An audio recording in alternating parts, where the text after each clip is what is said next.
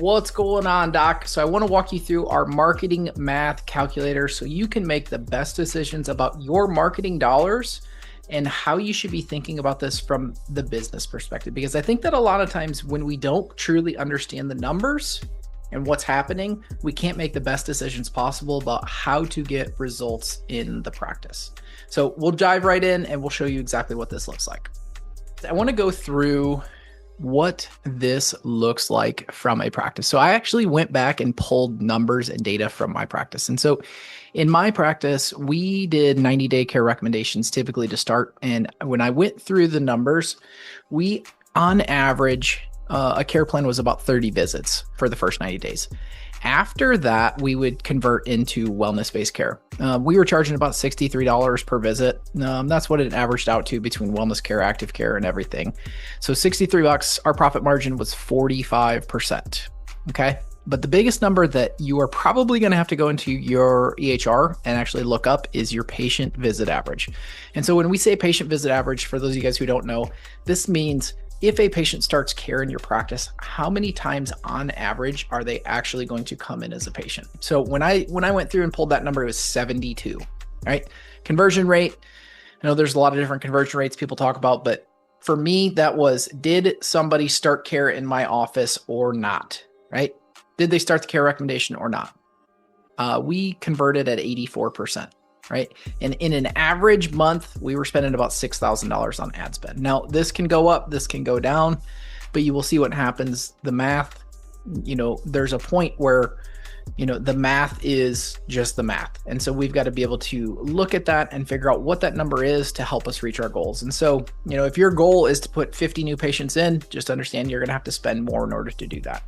And these numbers are all really based around, number one, spending millions of dollars in ad spend for chiropractors in their practices, but it's also based on literally hundreds of practices. So we've got hundreds of practices and millions of dollars spent, and this is what it looks like. So when I hit calculate here, it's going to show you what the results look like. So the number of leads, right? So on a $6,000 ad spend, we're going to expect about 171 leads, right?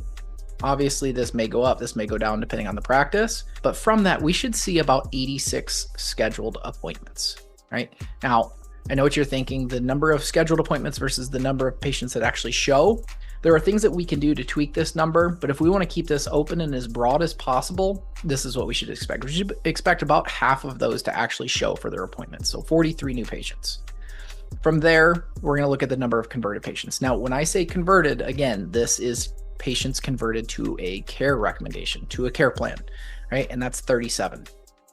So if we go through and we look at those numbers, our case value, meaning in those initial 90 days, we expected that we were going to put about $70,000 in case value on the business side of things. Now, obviously, there's expenses that come along with this. And so totally understand that, right? But total cash collected makes sense. Now, where this really gets into the weeds and where you can make more money in your practice is by preaching the chiropractic lifestyle, right? We all know that it is good for people to get adjusted on a regular basis. They get the best results. They don't have re-exacerbations of things. And so maintaining their quality of life, maintaining that chiropractic adjustment is good for their lifestyle, good for your patients, but it's also good for your practice, right? Because if we took and we just looked at those 37 patients and they only did the first care recommendation, this is what we're going to collect. However, if we're able to build strong retention systems in our practices, this is what the lifetime value of those 37 patients should be, $167,000. And that's a lot. And when we start to look at this, these are the things that you should be considering when you look at your practice to be able to make your practice as profitable as possible, because that monthly reoccurring revenue from wellness patients can have a dramatic impact on not only their health, but also on your life, your practice, your freedom. It gives you money to be able to reinvest back into your community, your church, your practice, doing fun things that maybe you couldn't do otherwise.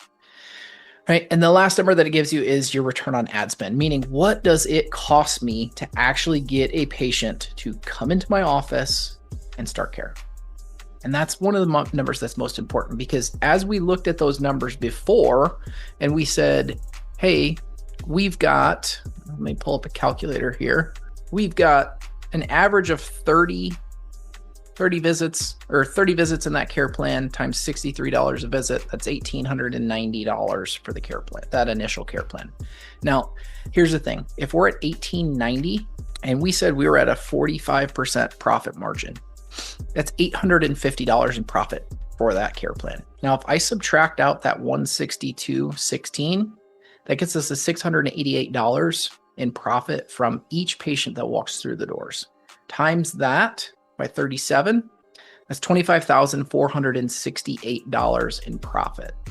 Okay, that's a big number. Now, where it really becomes a big number is when you start looking at the actual lifetime value. And so the longer you keep someone, obviously, the more your return is going to continue to get better. But these are the numbers that you guys should be looking at and understanding to be able to maximize profit in your practice, maximize results in your practice, and make sure that people are not falling through the crack when it comes to retention and wellness-based care.